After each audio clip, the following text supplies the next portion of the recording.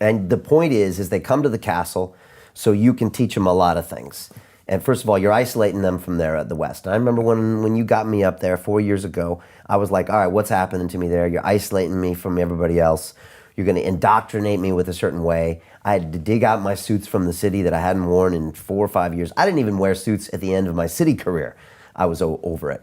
And I got all that up. We're obviously fed by you, butlers and waiting on you hand and foot. And you get 8, 9, 10 hours plus, actually, because you homework at night and movies at night of QLA 7 days in a row. Correct. That's what happens. Correct. Why do that way? Because no one in the world that I know of does that. Well, one, because it works. Two, I want to get you as uncomfortable as humanly possible from vis-a-vis your old lifestyle. And that does. It starts with the suits, the formal meals.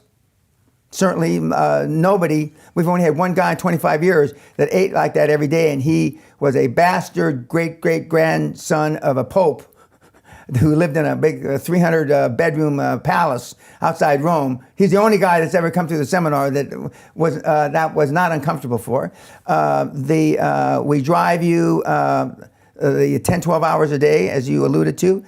We have homework. Most of the guys, in fact, I don't know anybody that has a 2, 3, 4, 5 day seminar that has homework at night. Everybody's out getting fucked up, drunk, whoring around in the city, wherever it is.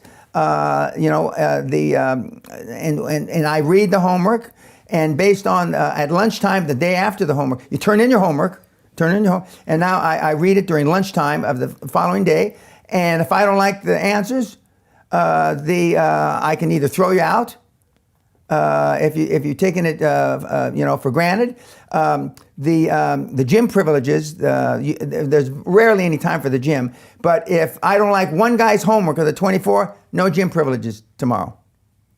If somebody's late to class, no gym privileges. If you're late to a meal, no gym privileges. Okay, and we hold you accountable, and you're accountable when you fuck up. You're fucking up the other 23 guys' lives, guys and gals, and peer pressure is good. Peer pressure is good. Peer pressure works. And what kind of businesses are we talking about? And the businesses that you're personally involved in are always only the ones that involve your mentees. Yeah, I don't do anything, and haven't for many, many years, that doesn't come through a mentee that I personally trained. Most people don't understand that. Why is that? Well, because then I don't have to program you. I know what works and I know what doesn't work. I know private equity doesn't work for you. It works for the private equity guys. I know commercial debt, where you're not being diluted in the ownership, works. I know you can fund things with commercial debt. I know interest rates are the lowest in 5,000 years. Okay? So I know all that, and I don't want to have to reprogram some, cowboy from Belarus or from West Covina to explain to him. And because you've seen, because during the class we have normally 2 to 3 webinars per seminar day that are from guys that just left, that are in the trenches showing you how to do it. And we have like one alpha male guy, and there are not too many of those. And then we've got some little nerd who wouldn't say shit if it was in his mouth.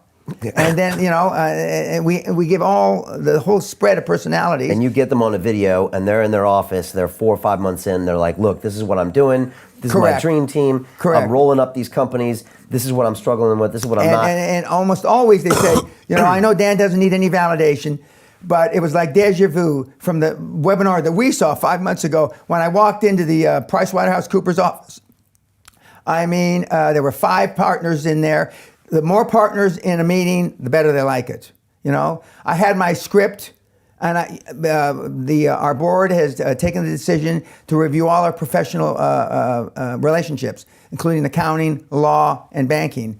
And how can PwC, how can KPMG, how can BDO assist us in our growth? You've sent them an executive summary. You're going to dominate whatever it is, the industry you're in. You've got a board, a dream team of 150 to 200 years of experience, $25 billion of deals, 100 or 150 deals, whatever. and You're following the script. you're following the script. QLA script. Yeah, and there's only 4 or 5 questions. It's like a politician. Politician has 3 talking points normally, maybe 5 if he's smart. No matter what question you ask the politician, it's one of those 5 answers. We're no different. We got 5 answers to a million questions, okay?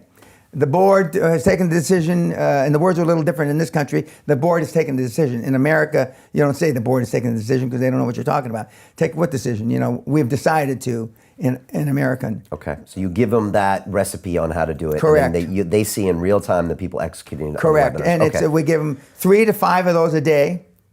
Then more recently, since Josh just got there in August, we retaped interviewing process. How do you interview a chairman? How do you interview a potential seller? And how do you interview a financial institution? And we've got Josh and I play the bank, or I play the seller, or I play the potential chairman. And he sits there, it's on in film, and he shows how easy it is. And most of the kids, because the scripts are only 6-7 minutes long, that's it. That's with questions.